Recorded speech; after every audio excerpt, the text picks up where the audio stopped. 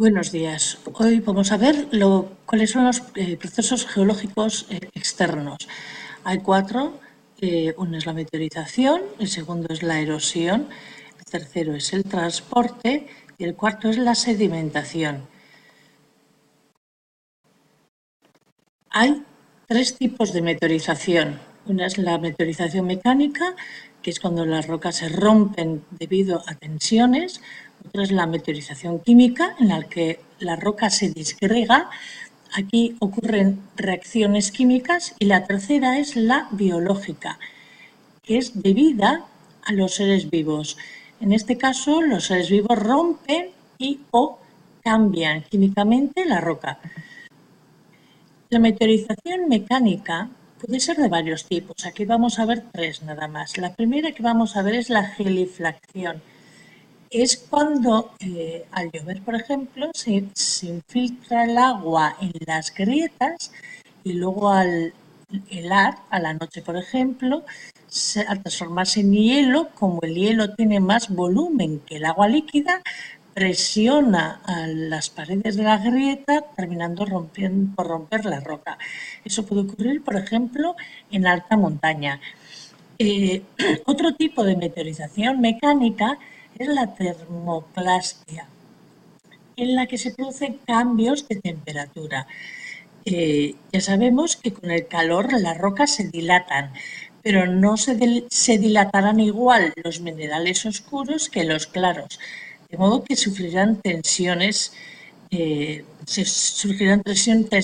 ellos. En cambio, cuando se contraen en ambientes fríos, lo que pasa es que no se contraen de la misma manera, de modo que con el tiempo los minerales terminan separándose unos de los otros y rompiéndose. El tercer tipo de meteorización mecánica se debería por golpes provocados por la caída de rocas. Una roca que estaba arriba, al caer, por el impacto se rompe y rompe también las rocas que puede haber abajo. Esto es fruto, por ejemplo, de la gravedad. Meteorizaciones químicas se dan cuando se produce una reacción con los minerales. Normalmente está mediado por el agua, que puede ser el agua de lluvia o nieve, y en este proceso las altas temperaturas y la humedad ambiente facilitan este proceso. Se producen relieves característicos, por ejemplo, en las calizas se produce el tipo de relieve kárstico, y en los casos en el que la roca sea de granito, se generan bolas de granito típicas de algunos lugares.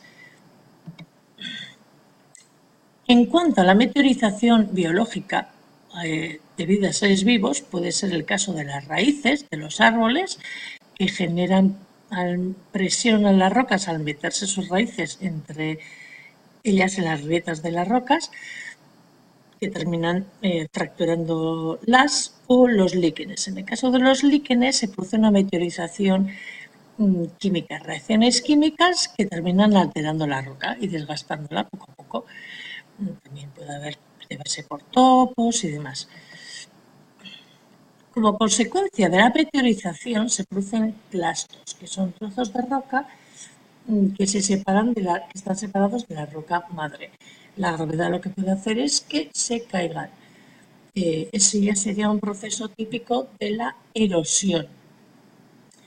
La erosión se produce cuando los materiales que están meteorizados, que están separados de la roca inicial, se separan de ella, definitivamente.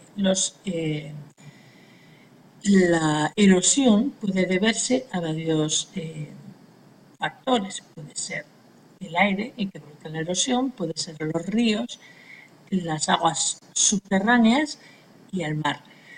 En el caso del aire, del viento, es más frecuente en climas secos, el río en climas más húmedos, las aguas subterráneas dan lugar a cavidades y el mar da lugar a, por ejemplo, plataformas de abrasión, que se llaman. Los materiales que se han separado de la roca inicial, que se han erosionado, son transportados.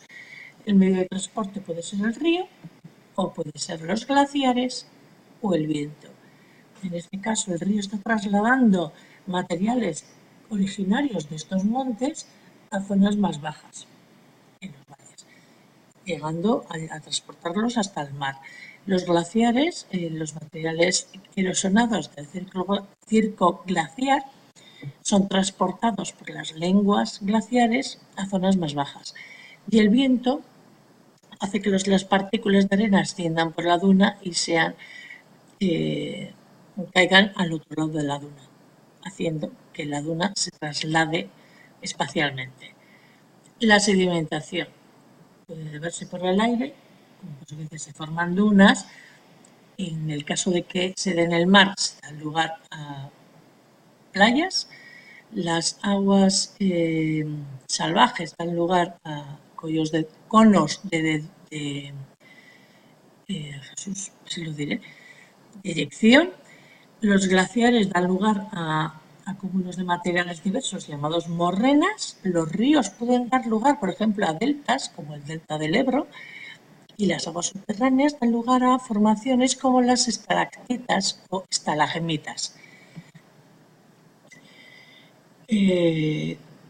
Luego veremos varios casos de casas y haremos una valoración de cuáles de ellas serían más recomendables de usar, teniendo en cuenta el entorno en el que están y los agentes geológicos que les pueden afectar.